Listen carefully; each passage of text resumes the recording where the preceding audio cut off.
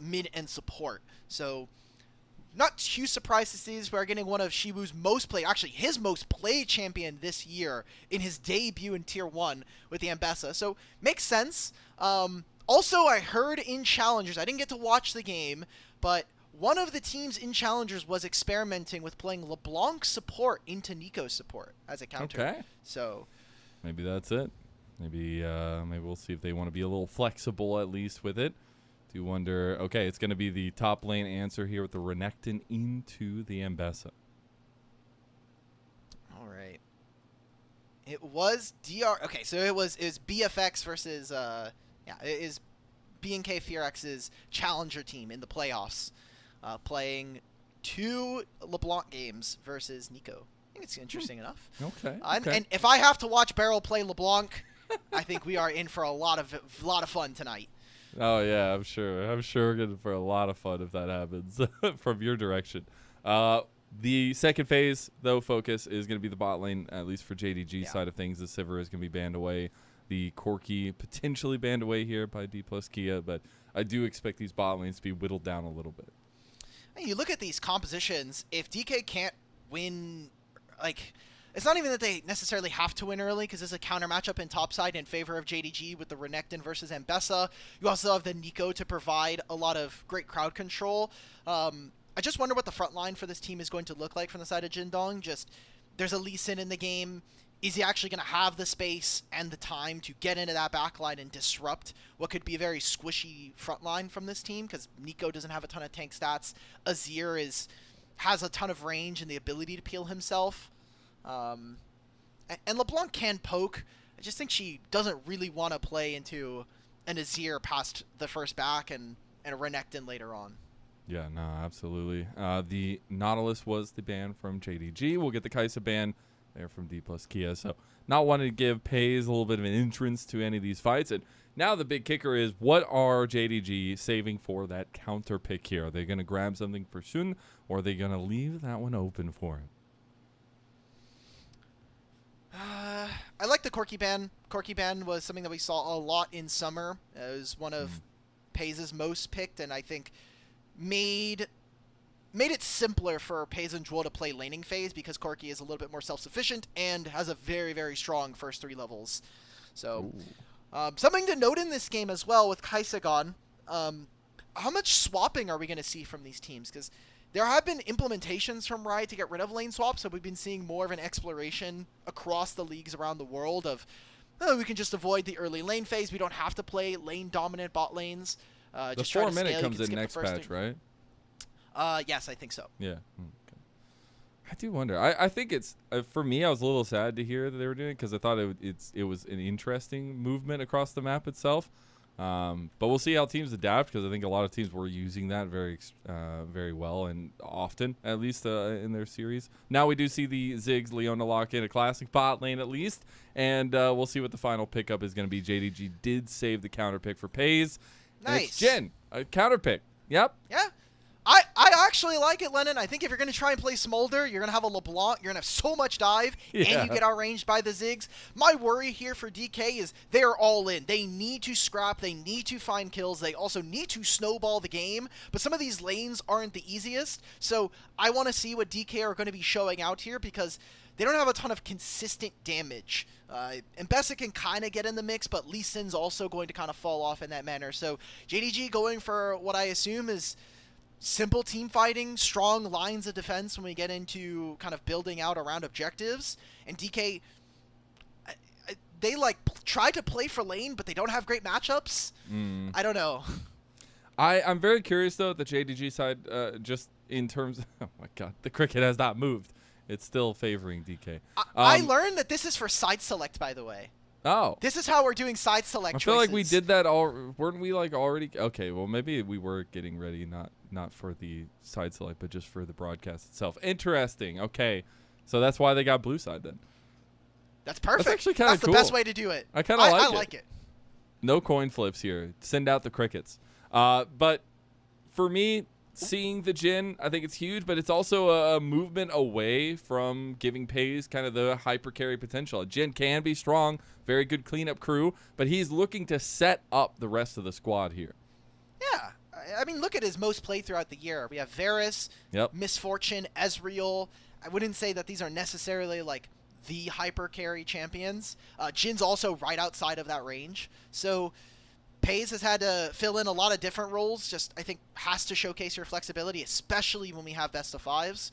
And that has been a bit of a problem. Now, we're only going to have best of threes for the majority of this tournament. Almost 99% of games are going to be, or series are going to be best of threes. We're going to have a single best of five in the grand finals. I don't see anything too out of the ordinary. I think Lethal Tempo on Azir has been phased out a while ago from pro mid laners, but he's stuck in the past, bro. This is his champion. He hadn't got to play it, you know. He finally gets to play. He's like, I got to go to the runes that I have saved for the Azir. Something that we've seen Scout usually do, not only on LNG but on JDG as well, is be more so that focus on the side lane. He could do that for sure for the Azir and then come back to the team fights and be impactful. Though I will say ShowMaker's going to be pretty proficient in those side lanes as well as the LeBlanc. Well, one way that we have seen JDG lose before is Scout getting picked on side lanes. So it's possible. That has happened. Can we make ShowMaker's name like 4 font size smaller? He is who else in this tournament? Wait, let me actually go look real quick. Who else in this tournament has a super long name? Because they're also going to get cut off. Oh, okay, right, we got gameplay. Let's go for the first game of the Asia Invitational 2025. We've got JDG versus Dplus KIA. It's also the very first Asia Invitational. Oh, we have HDR. What is yeah, this is rough. Dude, look at the little lines on the ground with the grass. Dude, what setting? What setting is this? This is crazy. This is the AI HDR one that they have. Basically, they have like a visual AI run through and add a little bit of. That's a lot of lines, Alk. That's a lot of lines. It's essentially for frame generation, but it also adds a small amount of extra contrast to the show.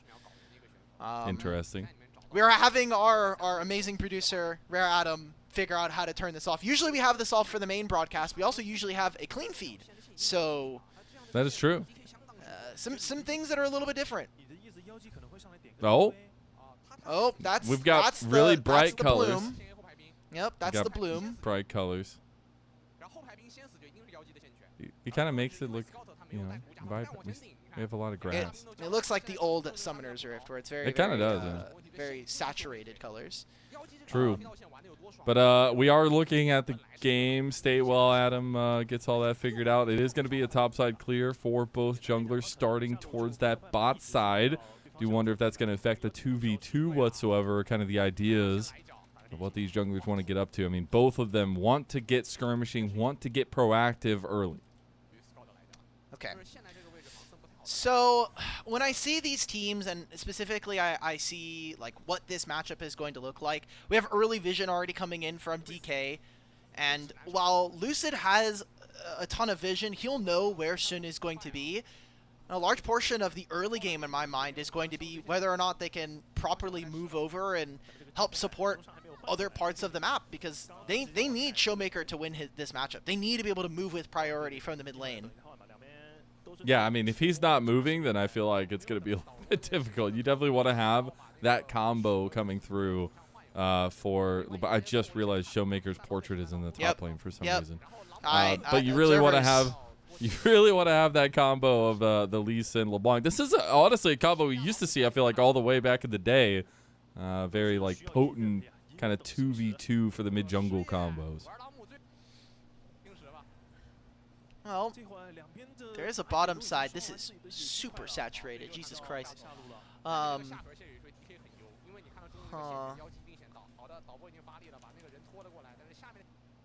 Okay. Got a little bit of a gank going. I think this is it, right?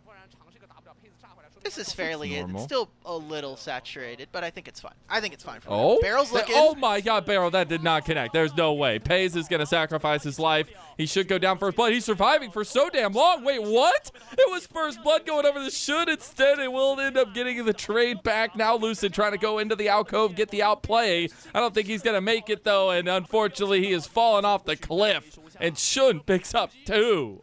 Well, there's that early damage that I was asking for, because DK outside, I mean, yeah, for aiming, he has to spend a lot of his time throwing these really pitiful auto attacks that deal nothing. Peyz somehow lives for an extra 10 seconds there, turns into 2 free kills here, going over to JDG, and not a bad wave, all things considered. Oh, no way. Siwoo, he gets the flash out of aiming, and he'll be forced away a late bank, but he will have TP to get back. Yeah, should be fine. Wave's going to push into him, so not all that bad of a situation. We get right into this replay. I mean, this is a lot of damage that lands onto Peyz. Lucid's in the area, and this is kind of what we were talking about from our junglers. They just need to be here in time. For Shun especially, it's just covering his lanes, making sure that there's no way for them to do dealt damage. But look at the damage from aiming, right? Like, nothing's here, nothing's here. There's no Q2 either, so the root from Peyz there actually stops Lucid from getting the execute. That's pretty good.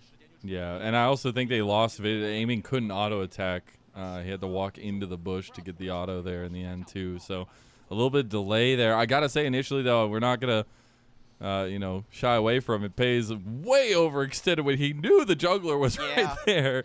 But he's unpunished a little bit by his jungler getting a couple early kills. Now we're gonna see the re-adaptation back towards this bot side. Dragon is up, and we do see the Scuttle Crab is the main focus right now for Shun. Right now it's DK with priority coming in from mid lane. Scout already having to get forced back here. Spent a lot of his mana trying to get up on this wave. And, I mean, the Ziggs, even versus a double range matchup, not only should be able to be self-sufficient, but also should be able to get priority very, very simply. Interested to see what else happens here in this game, as kind of expecting to see JDG scale. If they can get any of these early dragons, either the first, one of the first 3, they're in a very good spot in this game. Yeah, for sure. I think both teams are going to be looking to try to get this snowball going in any way possible. Lucid's going to be looking at bot side. He has not been spotted. Now he will be. BeryL does connect his Zenith Blade onto the clone, so he won't be able to go all the way through. And now Shun is in the area. Got to be a little careful now. He's got 3 long swords on top of it, and Douyu is looking for an angle onto Lucid. Okay. We're just going to stand and stare. But this situation works for JDG. Like, you're helping your bottom lane cover. I think JDG really want to see if they can get Peyz to finish squeezing off this wave. It's going to be Douyu getting some pretty decent damage down onto BeryL, but I love this Jhin Nico combo. It might not be the best on paper, but you can do a ton of damage from long range. You can see a little bit of that here. BeryL will have the TP to get back here, and he's going to go for a deep one just to try to contest some of this pressure here. The back should come through from Peyz just in time, and I don't think we're going to get the early dragon focus here. I think it's going to go straight to the grub fight in about a minute. Yeah, but why as DK are we going to try and fight around grubs? Like, we have a losing topside matchup. It is only Xiaoxu with a 4-3 CS lead, so not all that bad. And, he has a 10 CS lead. I'm getting tripped up because we still haven't moved Mbessa's portrait. Wait, this is weird. It's not updated on their end because ShowMaker is actually in the mid lane, so there is some kind of bug with the HUD. Yeah, because they did move it. That's why they pulled it back and tried to fix it, but I guess it just didn't get fixed on the bottom. That's interesting. But what I was going to go for is just usually when you have Renekton, you're playing for grub priority. So I wonder why we're doing this as DK. Yeah. Oh, we're getting the lane swap ahead of time. So not going to be any of the early lane swappage, but we are going to get at least Dplus KIA going up towards top side. Peyz not going to be anywhere near there. Maybe starts walking now as the Jhin does have that level 6. And that's what I want to talk about next is we are on level 6s for this fight. Oh, yeah. In terms of ultimates, I do just prefer JDG's. I'm trying to see support experience right now, but they're just starting it up. Okay. I mean, They moved over numbers for this, and Bessa has no teleport, and Renekton's going to take over this mid wave. I think this is incredibly tough for DK to get in unless they can find an angle onto someone. Yeah, I mean, they're going to bring people over a little late. I think 2 Grubs are at least going to go down. Maybe JDG can't get the third, but he hasn't used his smite yet, so he can still stick around. He's going to smite it away and try to go back on a ShowMaker. Won't find the angle, but the Deadly Flourish will, and now they're going to open up shop. But Peyz gets locked down by aiming and BeryL. Now he's going to have to try to fight his way out the north side of this fight. He does have flash. He can get over the wall, and the rest of his team is here now. We are just getting into the thick of things now in the Baron pit, and now we get the follow-through from JDG2 right on that Lucid. A couple quick kills for Jingdong Gaming, and now Siwoo's in some trouble against a big old croc in the bot lane.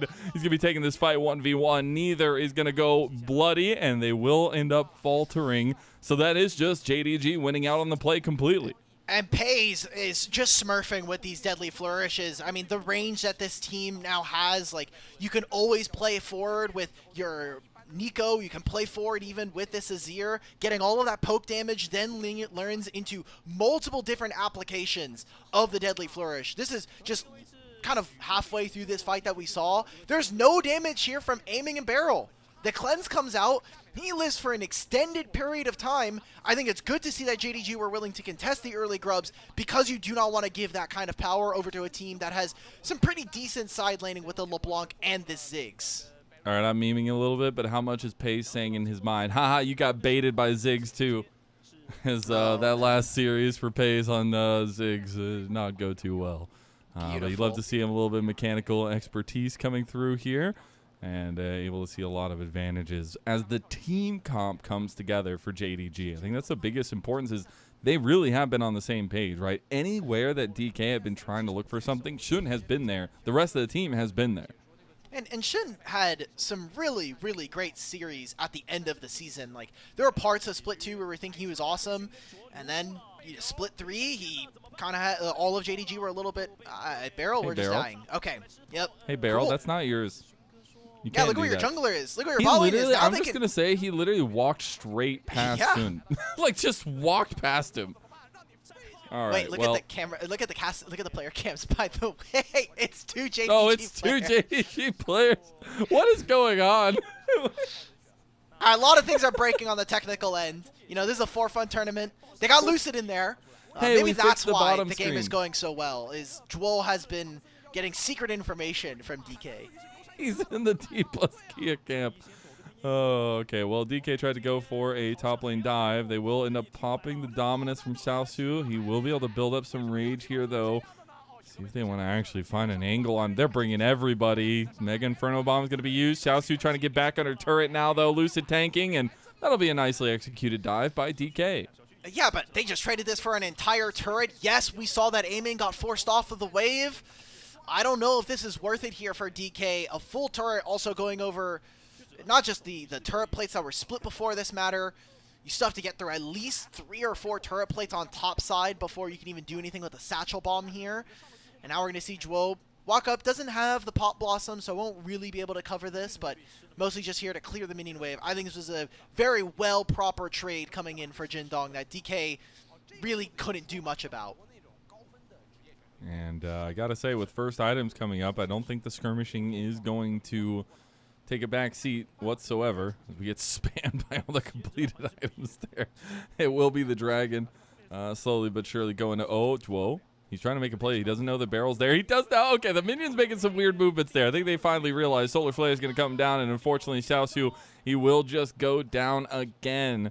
2 times in a row. DK have found the weak link of JDG. It is this top side. So far, they're getting a little bit of gold from these plates, too. And these multiple picks. First, it started off with BeryL getting caught out. Juo, he has ultimate here. Okay, they're going to pop the Pop Blossom. Juo's going to go down. BeryL should die to the turret there, so they do get 1 for 1 on the trade. And it's going to be more plates in the mid lane. Whoa! Scout misses an Emperor's Divide there. That's okay. It happens. Not all Emperors are golden. They will try to take a 3rd plate in the mid lane, too. That's going to be a lot of plates across the map. Yeah.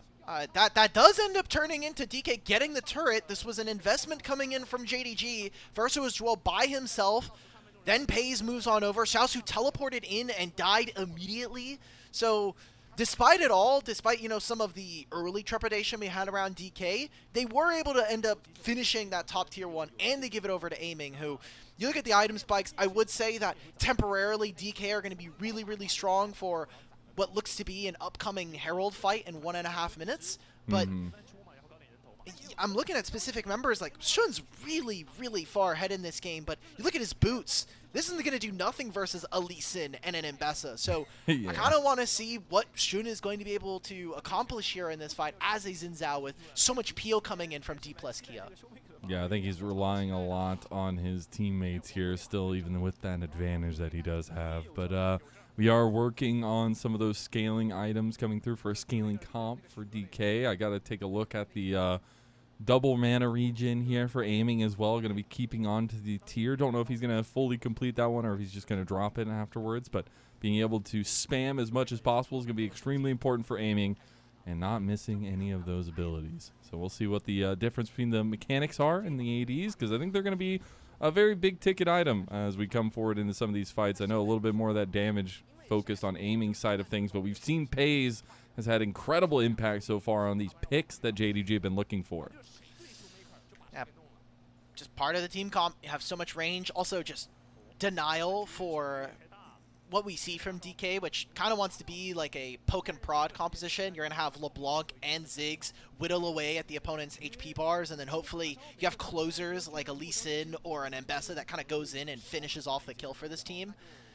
We'll have to see if DK can execute. It's been not too much of a massive gold lead coming on through for JDG, about 1,000 for large portions of this game, but now we're starting to see some of the spikes of Dplus KIA come through. I mean, Yeah. Mbessa is somehow up almost 1,000 gold after what was supposed to be a lane counter here in the Renekton. But smart map plays and individual picks have worked well. BeryL goes back into the fight. They get a decent chunk on a Peyz there, finally Aiming, able to get something going.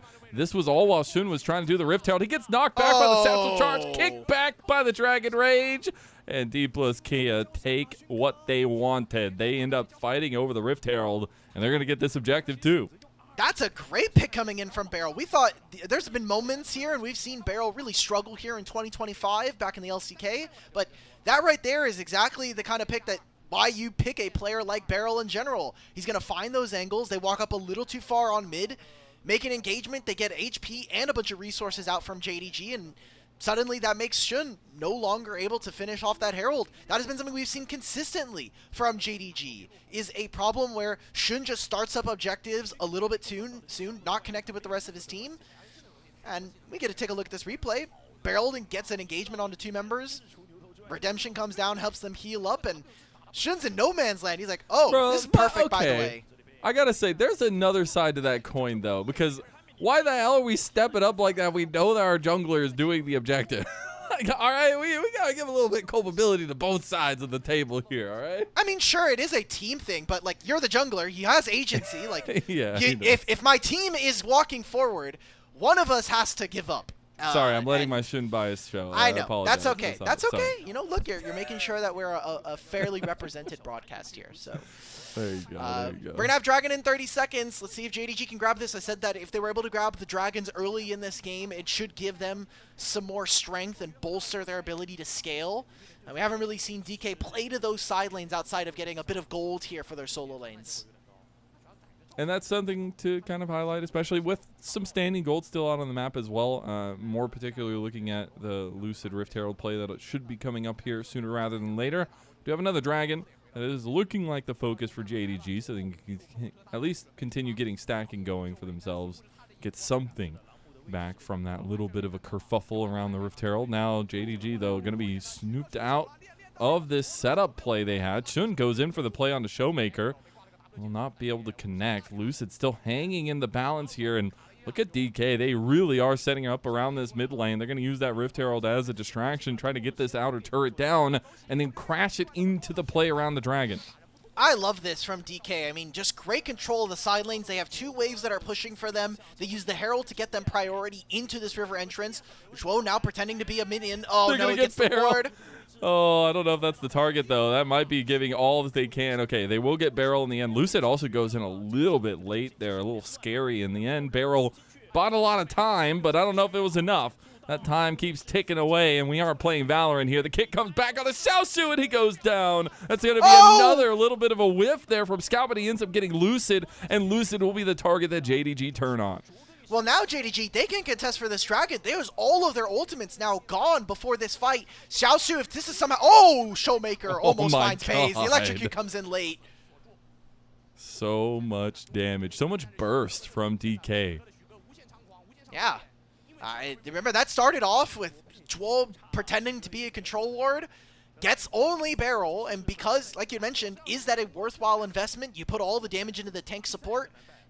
Ends up going down, yes, but now means that DK will have a little bit of time to set themselves up. They got the mid turret as they wanted. They push on the bottom side as well, and can be ready to face off for this dragon. Joel, a little too slow with this knockup. I mean, yes, you gotta pick onto BeryL, but the damage dealers here, I think, really come in clutch, and I just don't want to see the Scout ultimate again. Please don't show that. Don't do this to me, man. I was such a big Scout fan coming into this year. He got Lucid at least. Don't show this. Oh. God, man. That feels so bad. It's just because it's also not the first one so far in this game. We're only 20 minutes in. But here we go, back onto the map, back into second item completions for a couple members as well. We got the Horizon Focus there for aiming, so even more damage. Some utility as well. JDG are going to look to take that outer turret in the top side, but they also do have second item on Peyz. He is going to go for the RFC second, so not serious damage potential from the Jin, but a little bit more utility for himself as well, as Lucid's going for a bit of a steal. They will be spotted out here. Okay, he's going to get kicked while he goes through the blast code, and Peyz is just dead. ShowMaker claims his life, and a beautiful kick from Lucid. And that's right, when the Autocon's going to spawn, that might just be DK's timer to start this objective up. You can see that ShowMaker is fishing. Oh, Whoa is fishing for his death as he just goes down, and all of a sudden, it feels like all of the momentum that was going JDG's way is completely gone. DK have taken everything for the last 3 minutes. Xiaoxu got into a good matchup, but DK have been so clean and I think very disciplined around their objectives, like playing on the side lanes, making sure that they're getting pushing lanes. JDG never got that alone time. We haven't really seen Scout go towards the side until this top side play where he got the top lane turret, but he's still 700 gold down. Just a good play coming in from DK. Soon. Get the public execution on him as well. He's going to burn the flash, maybe trying to get away, but he will not in the end. ShowMaker gets another kill, and we'll go up to 3. Now Scout is, he just got lucky. Spider-Man shows up and tells Scout everybody gets one, and he wonders why. He has no idea. Oh, Lucid's going to continue. He was like, oh, you got lucky for another 15 seconds, but guess what? You're too far up, brother. He's like, I gave you an opportunity to leave. I told you get out, and you didn't. And now he's going to be taken down by Lucid after all. Thumbs up at the end on top of it, too. They're playing with them, bro. That's disgusting. Yeah. I love DK here, man. They're playing clean, and I love that we're getting to see that Challengers topside play so well. Oh, ShowMaker's trying to find it. Remember, not a lot of tanks coming on through. Oh, Xiaoxu, please, man. Please, bro. Oh, the game's over. The game's over. We're going to game 2, Lennon. It's so bad, bro. It's so bad. ShowMaker, he's getting the redemption play coming through. He got the double jump. Oh, BeryL's going to tank it. Oh, he gets okay. The wind becomes lightning, comes through, and does end up getting the kill. Shun now going to chase in onto aiming, and this game is going a little topsy-turvy now. Shun going to try to run him down. Peyz gets the kill with the deadly flourish, dude. Shun was still looking for more on the aiming. Lucid's going to come back out, and I don't think this forever fight is ever ending.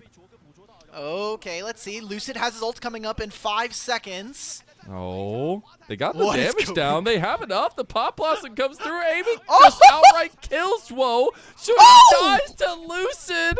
Oh, my God. JDG are just throwing themselves at the wall here, Alk. That is the Challengers guy, man. Like, Lucid, very hyped up coming into 2024. Didn't have the best debut, but 2025, man, this kid seems like he is on a completely different level. Lucid is extremely mechanically proficient, especially on the Lee Sin, which we have seen this entire game. I mean, he's kind of showing up. And all in all, this is to start a 2-for-2, right? They kill ShowMaker and BeryL and trade for Scout and Xiaoxu. This is also, again, side lane pressure, as this is simply DK being punished for being a little too far up in the enemy jungle, but then Lucid comes in on the back half of this fight and just completely cleans house. Yeah, the fact they weren't able to kill him in the end, too. You think the things are not going his way here once the damage starts coming down. The Crescent Guard blocking a lot there, but he just is able to survive. Look at the shielding coming through. Able to get out with that flash in the end. Peyz couldn't get the auto through, and then Shun did not have the read. Just, god damn, this kid is good, man. I want to see what Lucid does with a little bit more time playing in Tier 1. We'll see him in this tournament, you know, get to show off his mechanics. Glad we got his Lee Sin here in game number 1, the very first of the Asia Invitational. Now we're going to see DK look for a siege. Baron starts in a minute. You have Dragon in 40. I think this top side objective is a little bit more important, especially with how much control we're currently seeing from Dplus KIA around the mid and top lane. And just imagine going against, like, DK's comp is really good when ahead because you can just pressure so many different angles. You have so much siege potential as well, so much escapability. And so that is where I'm struggling seeing JDG find these centered fights. And that's why we keep seeing them, you know, desperately try to get one pick out because it makes DK's comp that much worse once you can take some of those pieces away. But it's that much harder to do. Yeah, one problem that we are just seeing in this game is one of these teams has a top laner and the other one is JDG, right? Like, this is supposed to be a counter matchup, and we're now at 25 minutes where 2-item Mbessa. Let's see if Siwoo can get out of this one. Yeah, and it was an expert call from DK to make sure that they gave Siwoo a little bit of breathing room in that matchup when they went and visited Xiaoxu twice in a row, taking him down and setting themselves up for success. Scout's going to pop up the Sun Disc here and try to survive under the turret, but he is being surrounded quickly by the Dplus KIA Sharks. They're going to back away and go for the Dragon. There's also just a reason why most teams have never given Mbessa over to DK. It's his most played champion in his debut year, and he is by and far away, I think, one of the best Mbessas around the world. This player on and off this champion does look a little bit different, but when Siwoo gets Mbessa, I feel like this is a champion that should just never be in his hands. We're seeing him do well enough in a counter matchup, and he's completely styling on his opponents with the help of his teammates. So now Siwoo level 16 with the Otacon, and I mean, he's going to have ultimate up soon after this Baron fight. So where and when we're going to be able to see JDG actually step into the limelight, I think is a little bit far gone. Maybe game number 2 is going to feel a little bit better. Okay. Didn't take that much damage from the ulti. I'll just be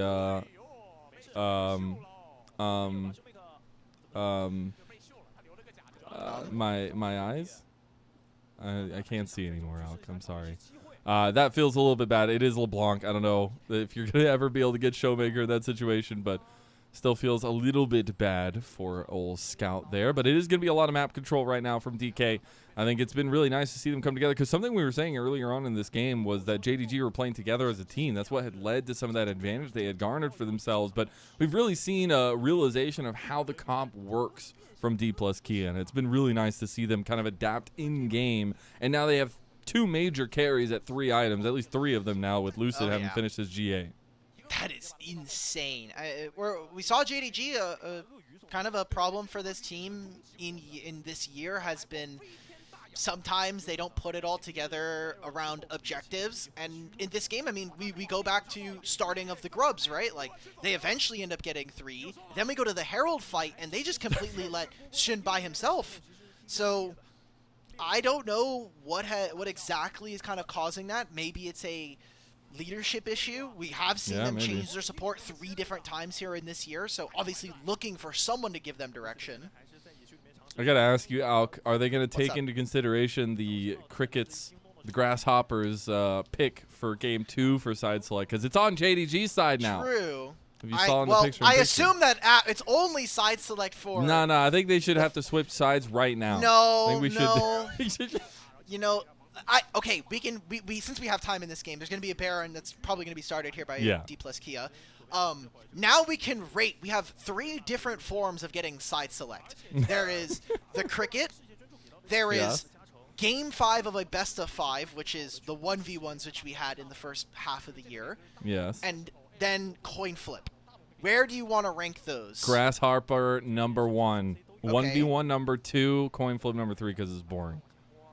All right, fair play. Fair play. We should have to do like exotic sports while they do the coin flip. That's what we should see. Lucid What had does started up the exotic Baron, by the way. sports mean? I don't know. I don't we have to. time here. I don't have to talk about it. No, we don't, because it's very important that we talk about DK slowly but surely taking down the Baron. I don't have to explain myself as ShowMaker goes for the wall and just playing with Shun at this point. Oh, whoa! Replaced by Scout, but dies at the end of ShowMaker anyway. Siwoo's in the thick of things now, but Scout's getting lower and lower, and they still have the GAs going. Shun's going to go down shortly as well. Could just be a triple. No, it's going to be a double-double for Dplus KIA. Both Lucid and ShowMaker showing out here. There we go. That's DK just putting the finishing touches on this game here. An incredibly strong fight from them. There's no way for JDG, if they're not playing as one, to stop this team from picking them off at certain places. Like, Lucid flies in. ShowMaker, yes, he misses his first combo onto Shin, but then eventually he ends up finishing off Douyu.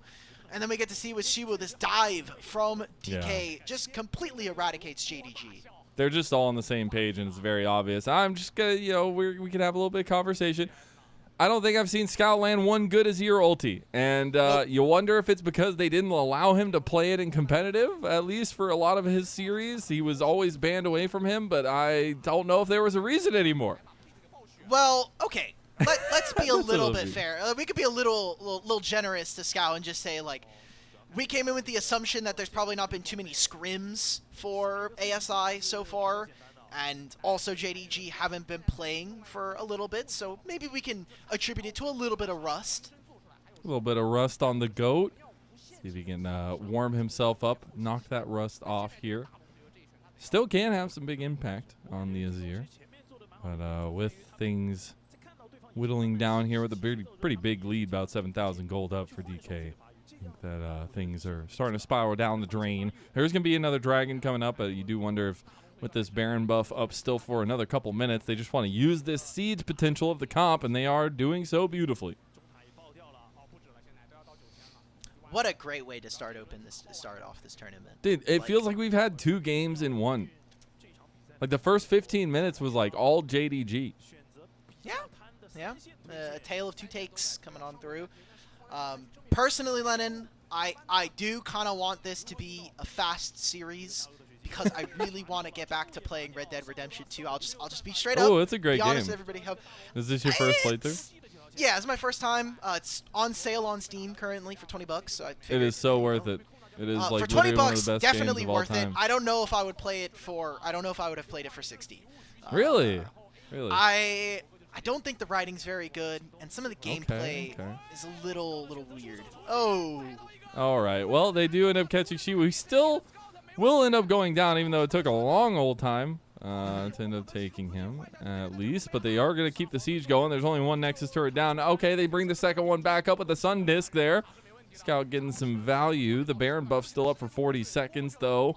Shun now has his own GA, so he can play with his life a little bit. He does connect the wind, becomes lightning onto aiming. He's looking for the engage, but he can't find it. There's not going to be any audacious charging today as JDG charge themselves into the death realm. There's going to be the curtain call. The GA actually coming in clutch for Shun. Missing the 4th shot from Peyz, though, while aiming is getting ran down by Xiaoxu, but it's turned the other way around as ShowMaker comes in big for his bot later, and now Lucid. He's going to use his GA to crush JDG.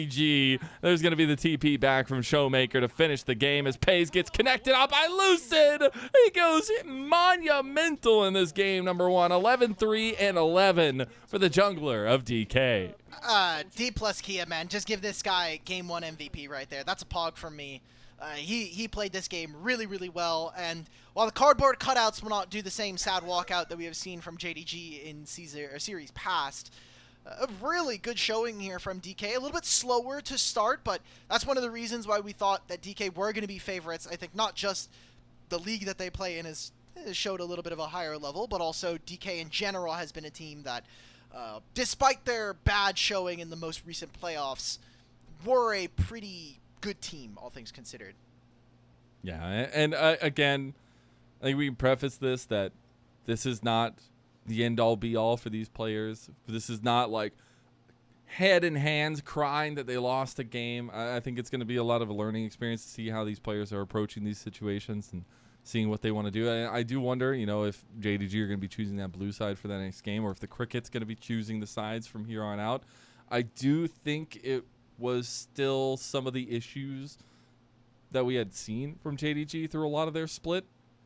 Maybe not in the end because they were able to make a little bit of a run there, obviously, but I think some of those miscommunication issues, some of those timing issues were still there. Yeah. Oh, my God. Oh, God. See, I told you, tale of two takes, bro. Yeah. Literally. 20 minutes. Well, again, 15 minutes we had the Herald fight. That's where it started to go bad. And then around the Otacon where they got 2 picks, then that turned into a pretty decent lead there. Almost 13,000 gold. Pretty disgusting. Aiming did a lot of damage. Yeah. I think it's still way too early to necessarily see whether or not this is going to be our finals preview, at least for JDG in particular. But when we're looking at this, the groups, this is single round robin in these groups. So every one of these matches only going to happen one time. And you need to make top 2 in each of these groups to go on towards the upper bracket. So going to need to, any early wins you can find, any wins in general you can find, makes this a super, super clutch tournament. Yeah, and you're playing games every day because it's literally straight on through for the next 6 days. So it's definitely interesting, an interesting proposition itself. I do think that DK, they're looking as good as maybe we expected. I think there was some question marks maybe starting to crop up in the earlier game, some of the disconnections, some of the plays from BeryL itself, but then all of a sudden it just seems like they turned their head on straight and they were ready to go.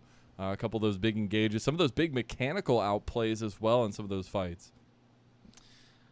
I just loved what we got from Dplus or Dplus KIA. Like that was kind of more of the formula we just got from them in the regular season, and something that we've kind of touched on, but I haven't too much. If maybe you're not too familiar with the LCK, this year they went with a format that was very similar to an old LCS format, where their summer and their spring format, I guess you could say, were one long season.